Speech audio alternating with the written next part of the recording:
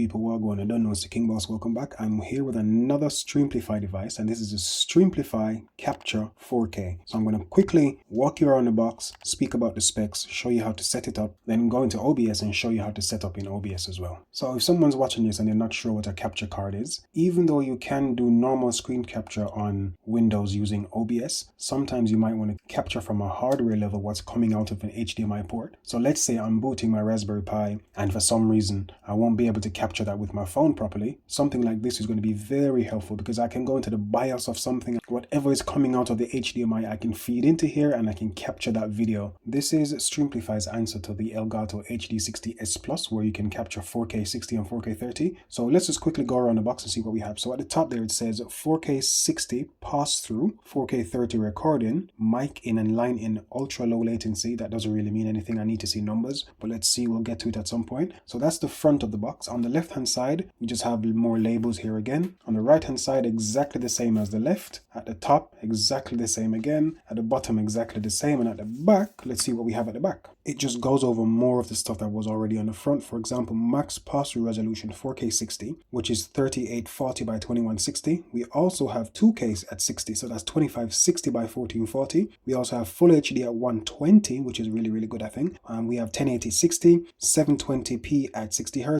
and 480p at 60 Hz as well. Then we have max recording resolution, and it goes through all of them again. I think the one that I'm going to be using most is not going to be the 4K 60, it's not going to be the 4K 30, but instead the 2K 60 is a better frame rate and resolution for me. For the connection type, we have USB 3.2, sampling rate we have 48 kilohertz, that's 24-bit audio. We have HDR and VRR support as variable refresh rate, and yes, that's in pass-through mode. We have HDCP support, and that's HDCP 2.2. Audio connection, as I mentioned, we have line in, mic in, and line out. And for system requirements, it says Windows 10, Mac OS or later, and it gives us the minimum specs that we need to run this. So Intel i5, the NVIDIA GTX 1060 or later, 8 GB of RAM, and built-in USB 3 port. So very simple, very clean design. I don't know how well this is going to compare to the Elgato stuff. I don't have an Elgato anymore. That's why I actually wanted to test this out to see if it's actually worthy of being put next to the Elgato. So let's see.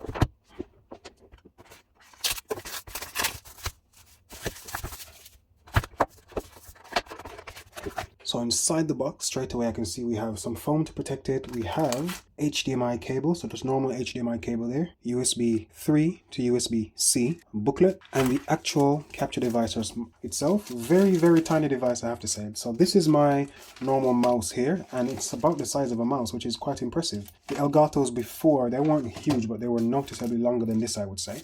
Alright, looks very simple, looks very neat, looks very clean. As is expected, we have HDMI out and HDMI in. So this will come from the device you're trying to capture something from. And then this would go to your normal screen. So let's say I'm capturing from my Xbox. I would plug my Xbox into this. Then I would plug this into the TV again. So it still does pass through. On the left and right hand side, it looks like we have some vents for cooling. Those vents there. And at the very front, let me flip this around. We have our line in, line out, mic in, and our USB Type-C. So I'm guessing this is going to be the data cable that goes to our PCs that does both data and power. So very simple, very clean, not much on there at all. It does have rubber feet on the bottom, so that right there is a rubber feet, and so is that one. So when you put it flat on the desk and you try to push it, it doesn't go anywhere. So I think this should be fine. See, I have to put my finger to the very edge and then push quite hard for it to move. So now we've done the unboxing, I'm going to quickly show how to set everything up. This is my Dell XPS 15. This is the capture card, and these are the cables you're going to be using. So I'm going to move the cables out of the way for a second. And the way this works, so let me find my HDMI port on here. So this is what the HDMI port is on my Dell XPS. And the similar port is going to be found on Xbox, PlayStation, Nintendo Switch, whatever console you have or whatever thing you're trying to record, you need to do it from the HDMI. In some cases, you might be able to do it from VGA, get a converter and plug an HDMI converter in, but I'm going to go straight from HDMI to HDMI. I'm going to need to plug, again, I'm just going to put that flat there. I'm going to need to plug the HDMI port from here, from my laptop, into the in port of the capture card. So I'm going to do that now. So again, the in port of the capture card, I'm going to plug that from the laptop itself So that's plugged in. At the moment, I don't need to plug anything into HDMI out because I already have a display built into the laptop that I can see what's happening. However, if you're trying to do something like a PlayStation again or an Xbox or a console that does not have a built-in display, then HDMI out would need to go to a TV. I can still plug this to a TV and it would still work, but I don't need to again because I already have a built-in display. Then the last thing I need to do is to plug this USB-C cable into the capture card itself. So I'm going to plug it into here, and then from there I plug the other end into my PC.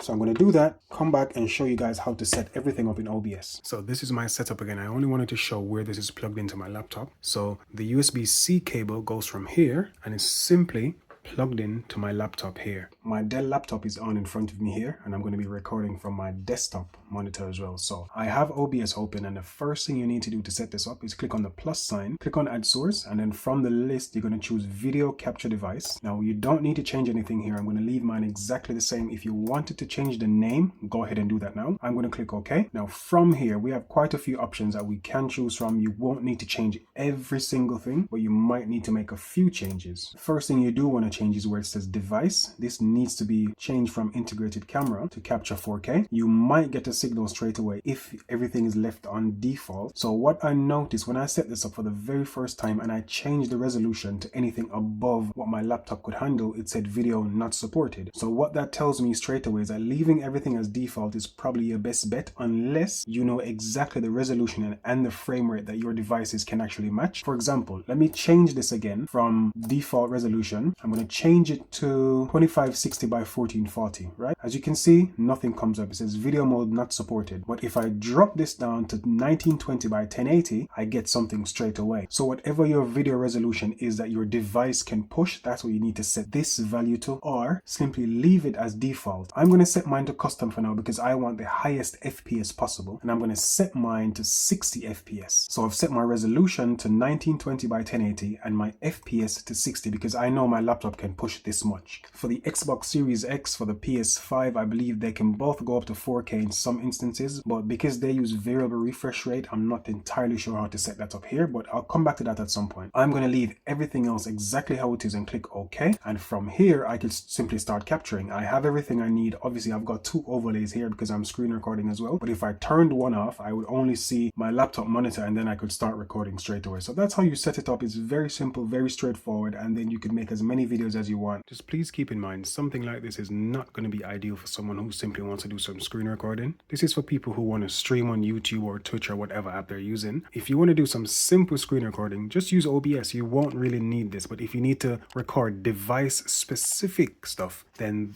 this is where I think this comes in. This is really and truly no different from a Elgato capture card. So if you have an Elgato capture card and think, oh, let me upgrade to this, if you already have the best one, there's no need for this. Even though it looks a bit smaller, looks a bit nicer, it does exactly the same thing.